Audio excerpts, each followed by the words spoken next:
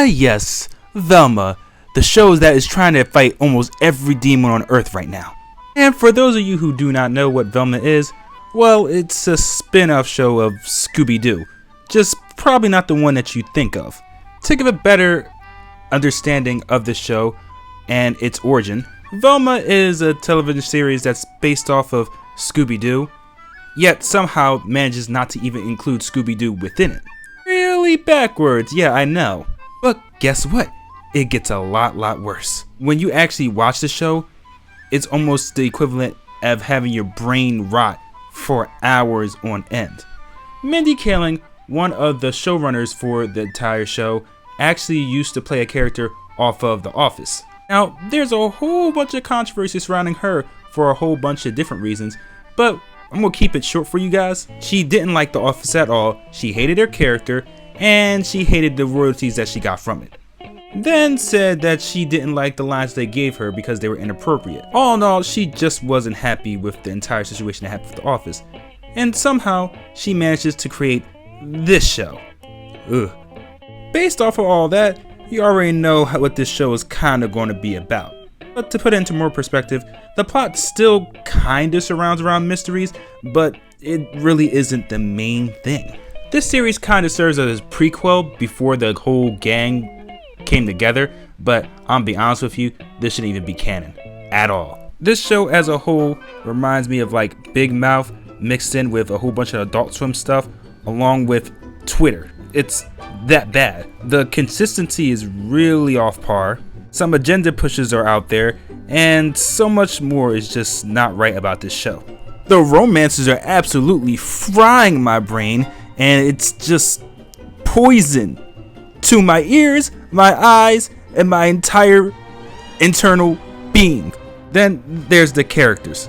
First, Scooby-Doo is not even here. The writers hated him so much they booted him to another dimension. Velma, the leader of the show, is just brain-bogglingly hard to watch. Shaggy is black. Fred is a rich white guy who just is partially homicidal. And Daphne is a ticking time bomb. And that's all okay, because it's diverse across the board. So the writers thought. Honestly, this show feels more like a parody than an actual origin story, and if it is that, then this has got to be one of the most ingenious things that I have ever seen within my entire life. And the factor that is getting crazy amount of funding is what absolutely baffles me. And with my personal opinions aside, the critics actually were pretty relaxed about it and were kind of mixed, but the general public was trying to destroy the show.